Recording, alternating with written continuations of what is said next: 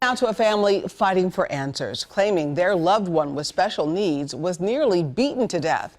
Right now, Eddie Taylor is in the hospital facing charges as doctors try to save his life.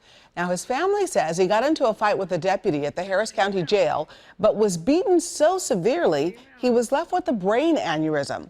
Eyewitness News reporter Maya Shea is digging for answers from that family tonight and joins us live with this story you'll only see on 13. Maya? Yes, Eddie Taylor right now is inside Ben Taub Hospital. He's been there for a week, and family members have no idea when or if he will ever be released and recover from his injuries. Injuries they say he should never have received. I'm sorry this happened to you. I can't help.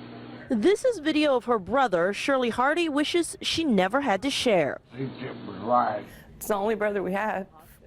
He's already been through so much. 48-year-old Eddie Taylor, currently in ICU at Ben Taub Hospital. He has an aneurysm and infections in both lungs. They said it would leave him. His sister believes he was beaten in jail.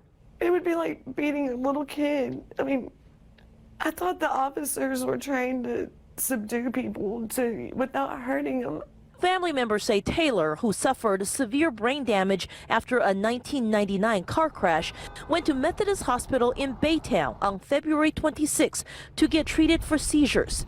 That's where Taylor allegedly got into an altercation with a security guard.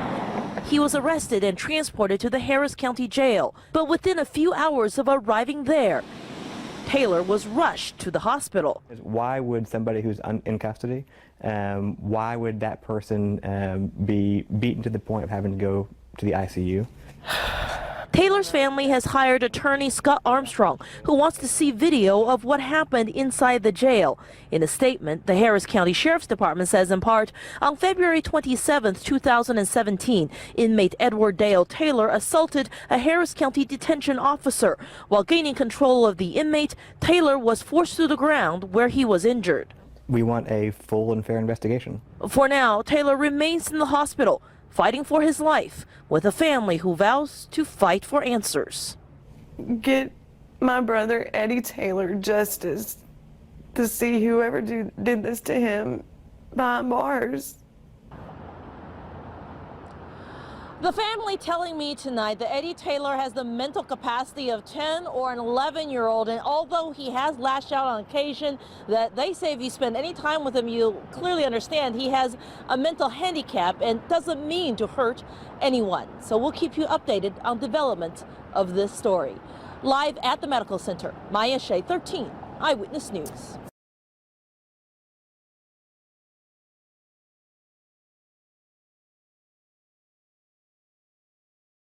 Family seeks answers from Harris County Jail regarding assault on handicapped.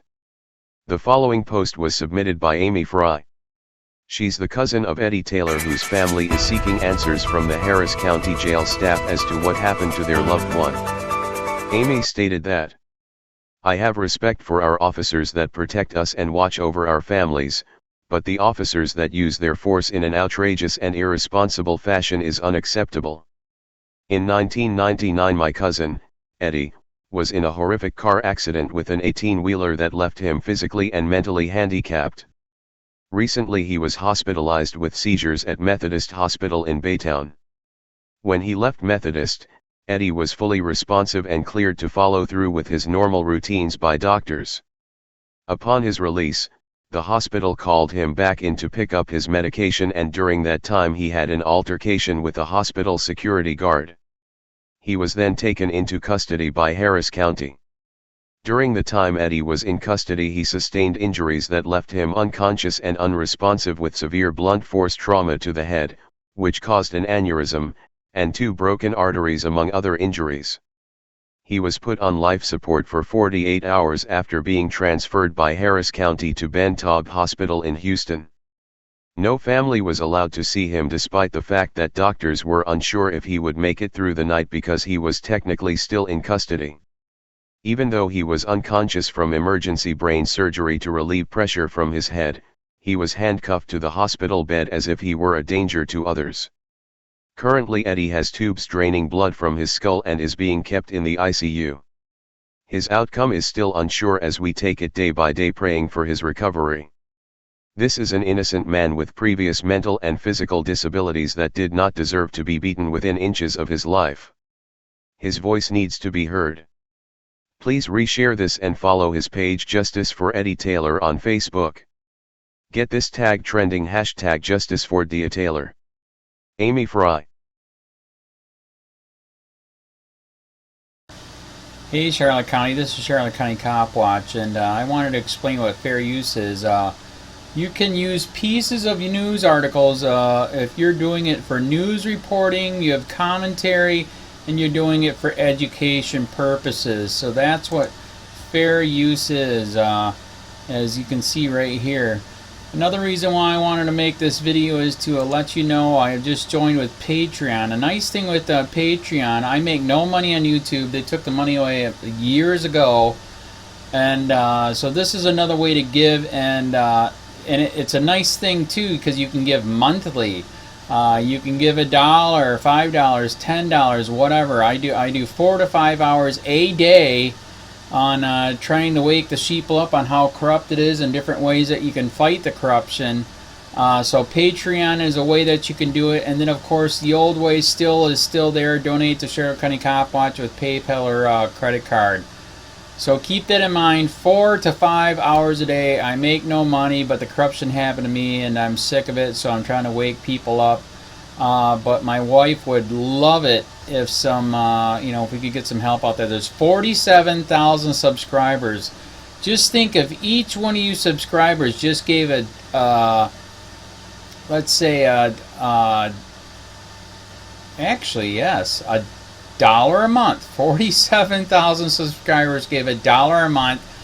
That would be awesome. That's not going to happen. But anyways, that would be great if it did happen. But do the math in your head. Just think about it. Like I said, 4 to 5 hours a day. I get no money from YouTube. YouTube has gone nuts. You can't do anything anymore. They're taking the money away everywhere. So these are a couple different ways that you can still help out with all this time that I put in. And as you know, I'm in a special situation where at least I can do it. 4 to 5 hours a day. We have a cleaning company during the day. That's what allows me to do this, and we're debt free. So this is my hobby. I don't go fishing and all that other crap. I try to save the world. So help me out to make the wife happy, man. In fact, if you guys did give $1 a day, and there was 47,000 of you, and you did it, and each of you gave $1, and that was every month, oh my God, yes, I could quit. I could start suing them. Another idea too that we have is if I got some funds, we could actually contact everyone that has been ticketed and or arrested and put in jail and start sending them postcards to let them know we're here, and to see if everything went all right, and if it didn't, find out their story. So we could even do more investigations and more lawsuits. Lawsuits take money. So just think about that. 47,000 of you so far right now. $1 a day.